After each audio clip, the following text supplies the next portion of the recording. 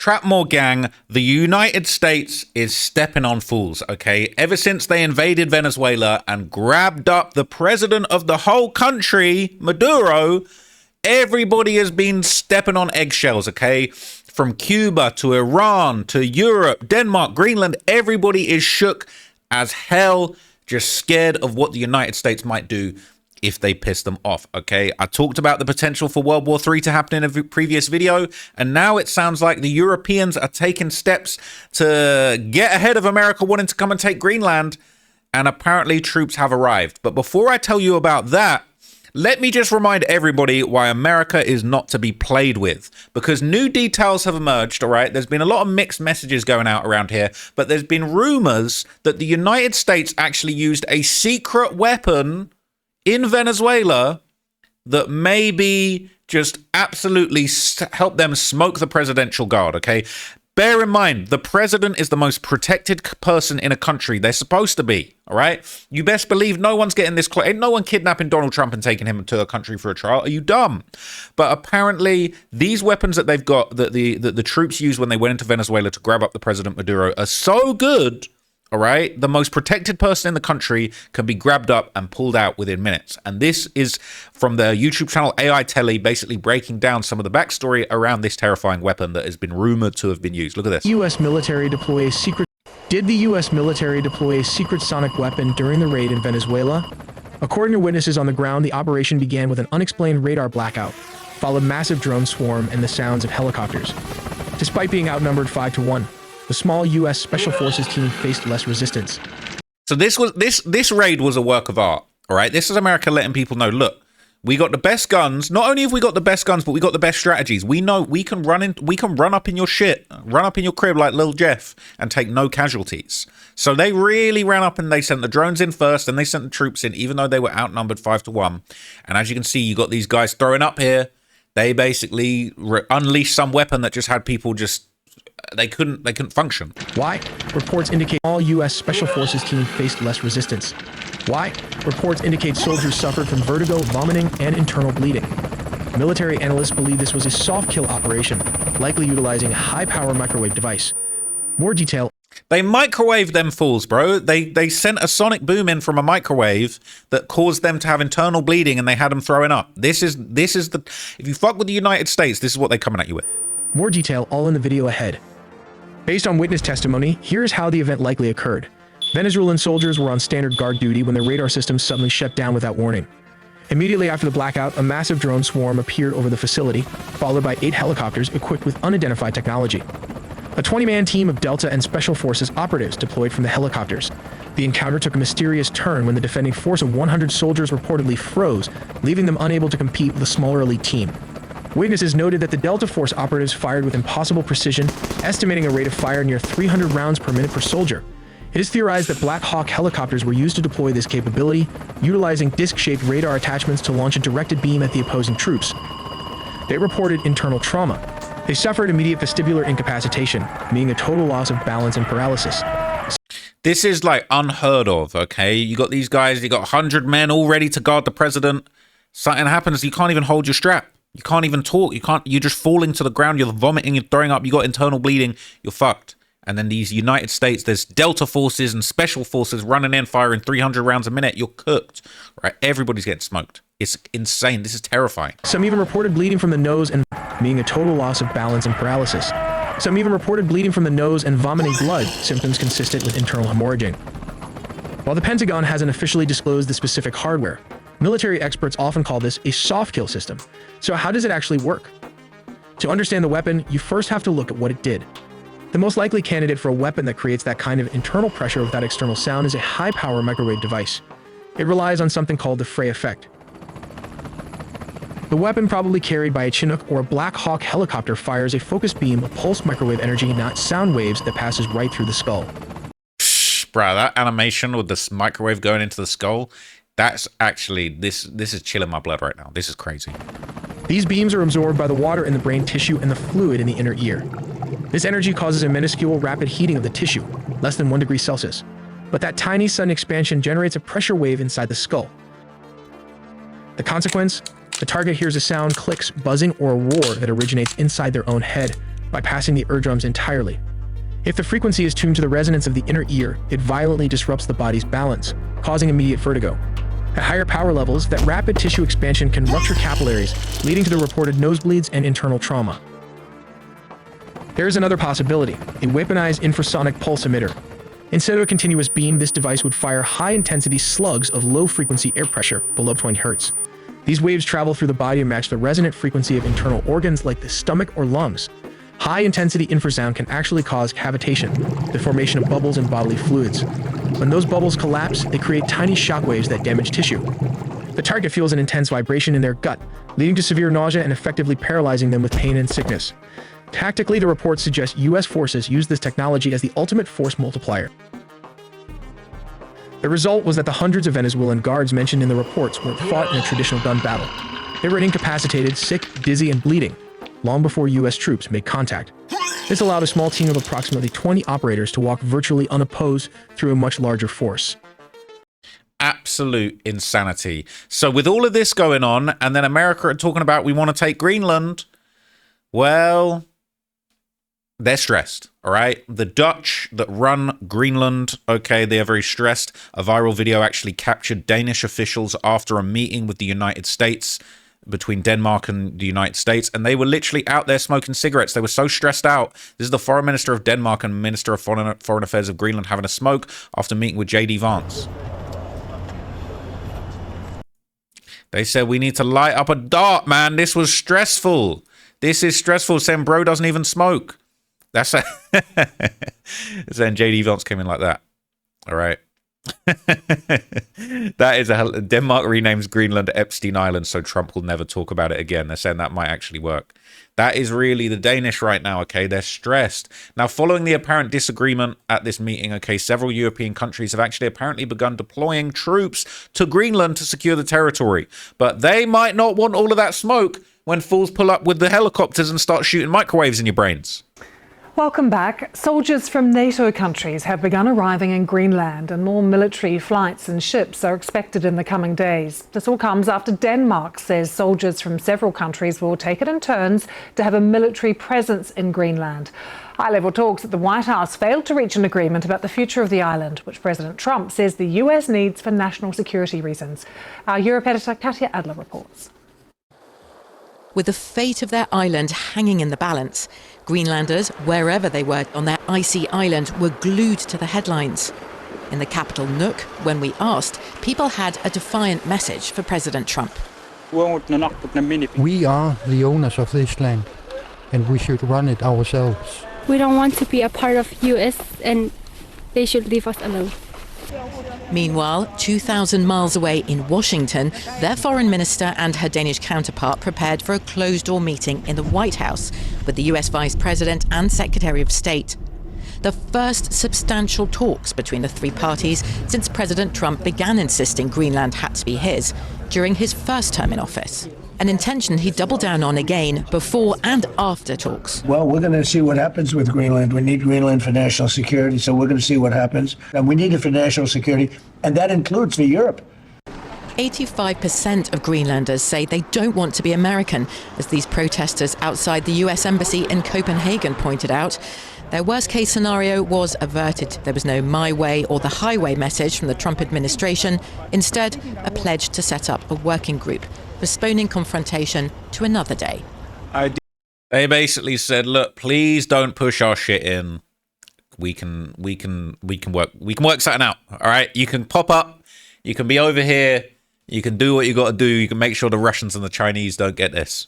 But yeah, please don't fuck us up. Please don't hit us with the brain microwave. Ideas that would not respect territorial integrity of the Kingdom of Denmark and the right of self-determination of the Greenlandic people are, of course, totally unacceptable. And we therefore still have a fundamental disagreement. They do. Donald Trump insists he has to take this island, otherwise Russia and China will. Around 10 European allies in NATO, including the UK, France and Germany, are scrambling to soon send troops and defence capabilities here. The numbers are unlikely to be dramatic, but the message to the US is meant to be clear. NATO is here to help, no need to take unilateral action and further risk transatlantic relations. Katy Adler, BBC News. Here's the thing, all right, and I don't rock with BBC News like that, but here's the thing, okay? If Europe love to act tough and then not actually do nothing, Europe love to puff out their chest, talk about, oh, we ain't gonna let you take Greenland, we're gonna send troops. You guys let Ukraine get rolled over, okay? And Americans are the only people really keeping Ukraine, and you guys are still sucking off Putin for that Russian oil, all right? Looking at you, Germany, all right? Bitch ass Germany over here playing both sides. Oh, we want to defend Ukraine. We're going to send them a few weapons, but we're also going to buy shitloads of oil from Russia and natural gas. Like, give me a break, okay? And they want to talk about, we're going to defend Greenland. We're not, bro, you ain't going to do shit. You couldn't do shit about Russia. They be landing bombs in Romania and Poland, all right? You guys be acting like that's not happening so you don't have to trigger Article 5 because you know you should. You know you're pussy, right? They've literally encroached on your territory. And then don't get me started about chemical weapons being used by Russians on UK soil. We're some bitches. We never ever step when we're violated. So the Americans are the only ones that are going to step. Okay, so I'm not condoning America saying that they're going to go in and take Greenland by force, but Europe talking about we're going to defend. You ain't going to do shit. You ain't going to do shit. You're some pussies. All right. So if America want to take Greenland, they finna take Greenland. All right. That's merch. That's what's going to happen. Okay, and you can't do shit about it. But okay, I do hope that they can find a more diplomatic way of ensuring the safe security of Greenland against the Russians and the Chineses, okay? But anyway, President Trump, he's not just facing international pushback, okay? He's dealing with a strong resistance from his own party over these moves, and some people want to call it 5D chess, some people are just calling it imperialism. So let's hear what they're saying about this shit at home in the US. Your home, not my home. What happens when Republicans turn against a Republican president? Today, it's Greenland. And this time, Donald Trump is facing resistance from his own party. In a surprising bipartisan move, Republican lawmakers have joined Democrats to shut down any attempt by President Donald Trump to seize Greenland, a territory governed by Denmark and protected under NATO. Yes, Republicans are helping block Trump. So it is surprising, all right, but let's be real. Trump's not really a Republican. Trump's a Trumper, right? Trump's MAGA. MAGA, if we're talking about it in terms of gangs in the streets, like, look, the since we talk about a lot of gangster stuff on this channel, okay, the Republicans and the Democrats, realistically, who would be who? I would say realistically the Democrats are the BDs, all right? They're the Black Disciples, and the Republicans are the GDs, all right? And the Democrats, the Democratic disciples, they had it for a minute, right? But now, since Trump came back, okay, they don't let the GDs through the door. But Trump really like an insane GD, all right? He basically don't really rock with the Republicans like that. He's all about, I would say he's about himself, but he's also about his own agenda, and his agenda transcends what the Republican traditional list of things that the Republicans believe in. You know, the sort of things the Democrats believe in high taxes, you know, tax redistribution of wealth, socializing healthcare, things like that. And these aren't necessarily bad things if done right, but often they are done wrong. Republicans, on the other hand, much more capitalistic, much more about, you know, the free market, giving people choice. There's definitely some really dumb shit that the Republicans be onto, the whole, oh, we're not allowing abortion stuff. Like, come on, give it a break. You know Trump be needing them abortions. But anyway, okay, like, Trump is MAGA. He's a new gen, all right? He an insane GD out here. He an insane Republican, all right? He's about his own agenda and pushing things forward in his own way. So it's not a surprise that the Republicans aren't always in support of what he's doing, but that doesn't necessarily mean that what he's doing is going to get support from anybody. But he might be thinking, people be saying he'd be doing 5D chess. That's what people always say about him. But basically, while this is going on, there are still sniffs of World War III popping about too, okay? So as of yesterday, in a massive escalation, Iran actually issued a direct threat to the president of the United States. And I would say, if we're still doing the gang metaphors, I would say this like Lil Jojo putting out BDK. Like, you basically just saying, you really dissing the president? Like, okay, he'll fucking come and smoke you with a microwave to your brain. This is dumb. Following some breaking news out of Iran after Iran threatens President Trump. Take a look at this social media post right now, sharing more details of this threat. This is from the New York Post, saying Iran issues a sickening assassination threat against Trump. Quote, this time it will not miss the target. And they also shared a photo of one of the assassination attempts against President Trump. All of this coming as protests continue to escalate in Iran. Well, really, you're claiming a drill that never happened, right? You're talking about, oh, we won't miss next time. Like, you missed last time, and Trump be smoking you fools. Like, Trump be smoking Iranians anytime he wants. Big Iranian packs are landing, okay? So this is definitely a bad move. I feel like those Iranian guys have definitely got a death wish. And, you know, we could be smoking on them very, very soon. That Persian pack might be landing, but this was basically all in preparation of what they believe is an imminent US attack, okay? And Iran has actually officially closed its airspace because they know the Americans is very, very close to sliding on them. And I want to bring you these pictures we're getting in of the airspace over Iran. Have a look at what has happened here in the last few hours. Iranian airspace has been closed now, it says, to all flights. You can see there's still those two airliners above Iranian airspace. That's likely to be domestic airlines, we believe. But you can see this is a huge part for global air traffic, and they are going around either side of the Iranian airspace. Now, part of that, amid this uncertainty as to what the US President Donald Trump has been contemplating when it comes to a potential military action in support of the protesters on the ground. So look, imagine being that much of a bitch talking about, oh, we're going to get you next time. Meanwhile, you are so pussy and scared of what America's about to do to you. You got your whole airspace, you got 2 planes in the sky. All right. And you might need to watch them planes because they might not be in the sky too much longer. OK, you playing with your life. You really some bitches if you really out here thinking we're just going to threaten to kill Donald Trump. But also we some hoes and we pulling all of our planes out the sky because we know the US are about to push our shit in. All right. So Iran, you know, it's all well and good picking a fight against Donald Trump. He'll come at you with a microwave to the brain. But really, Iran are much better at, you know, murdering innocent protesters within their countries, right? As the death toll during these Iranian protests is going up and up and up, the US has implemented fresh sanctions and is now basically weighing options for directly intervening in Iran, aka considering pushing in their dookie. Thousands of people in Iran in the streets. They want their country back. And for that brutal and repressive Islamist government to get out.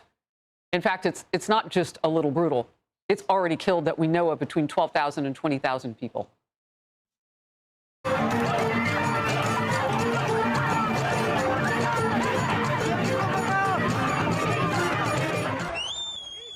President Trump is weighing his options on how to respond to the slaughter. And a wide range varying from a direct military strike, a cyber attack, or other non-military approaches. We've been told that the killing in Iran is stopping, and it's stopped, and it's stopping. And there's no plan for executions or executions. So I've been told that on good authority. We'll find out about it. I'm sure if it happens, we'll all be very upset. A U.S.-based human rights group now says the regime has killed more than 2,600 people. So you see these numbers are moving all over. We can tell you that other reporting has been different. Another report by an Iranian media outlet says that number is very much higher, closest to 20,000. Republican Senator Lindsey Graham says there's only one real option. An attack on the regime is the only help that really matters. The bottom line is sooner rather than later. The people need to see what help on the way looks like, which is going after those who are killing them. If we can trade out the Ayatollah, a religious Nazi, a total evil man, for the good people out in the streets, it would be a great trade for the world, most importantly Iran, and for the United States. Chief National Security Correspondent Jennifer Griffin with more. Jennifer. Harris, we've just learned that the State Department has, in fact, put more sanctions on several entities in Iran. The Fardis prison, where many female political prisoners are held, Ali Larijani, who is the head of the Supreme Council on National Security, and 18 individuals or entities linked to a shadow banking sector network that has been laundering oil revenues for Iran. The U.S. military, as you mentioned, had presented options for the president to consider, but could not guarantee the regime would be overthrown. The president reportedly wanted assurances that any military action would be swift, decisive, and not lead to a wider war in the Middle East. So Trump is basically trying to do Iran like kind of worse than Venezuela, really. He's saying, look, I need a plan. I need a strategy so that we can go in there, wipe out the regime. All right, just get rid of these fools, get them down so that they ain't going to come back and they ain't in charge no more. And look, if anyone's going to do it, it's him. He got the brain exploding microwaves, okay? But what do you guys think? Let me know. Do you think we're close to World War III? Do you feel like the US is bullying the scene? Or is this actually awful, out of control imperialism as of the type we saw hundreds of years ago? Let me know. I'll see you in the next video. Peace.